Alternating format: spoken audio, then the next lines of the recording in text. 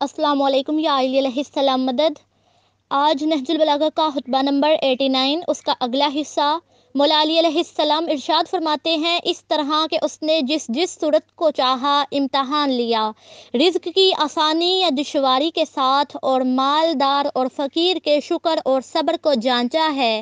پھر اس نے رزق کی فراخیوں کے ساتھ فکر و فاقہ کے خطرے اور اس کی سلامتیوں، منت نئی آفتوں کے وعدے اور فراخی و وسعت کی شادمانیوں کے ساتھ غم و غصہ کے گلوگیر پھندے بھی لگا رکھے ہیں۔ اس نے زندگی کی مختلف مد میں مقرر کی ہیں، کسی کو زیادہ اور کسی کو کم، کسی کو آگے اور کسی کو پیچھے کر دیا ہے، اور ان مدتوں کی رسیوں کی موت سے گرہ لگا دی ہے، اور موت ان کو کھینچے لیے جاتی ہے اور ان کے مضبوط رشتوں کو ٹکڑے ٹکڑے کیے دیتی ہے۔ وہ بید چھپانے والوں کی نیتوں، خسر پھسر کرنے والوں کی سرگوشیوں، مظنون اور بے بنیاد خیالوں، دل میں جمے ہوئے یقینی ارادوں، پلکوں کے نیچے خنکیوں کے اشاروں، دل کی تہوں اور غیب کی گہرائیوں میں چھپی ہوئی چیزوں کو جانتا ہے۔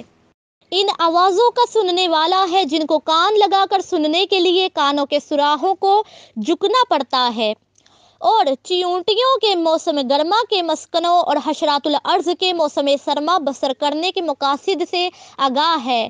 اور پسر مردہ عورتوں کے درد بڑے نالوں کی گونج اور قدموں کی چاپ کا سننے والا ہے، اور سبز پتیوں کے نیچے غلافوں کے اندرونی خولوں میں، پھلوں کے نشو و نما پانے کی جگہوں اور پہاڑوں کی کھوہوں میں، اور ان کے نشیب و حشی جانوروں کی پناہ گاہوں میں، اور درختوں کے تنوں اور ان کی چھلکوں میں، مچھروں کے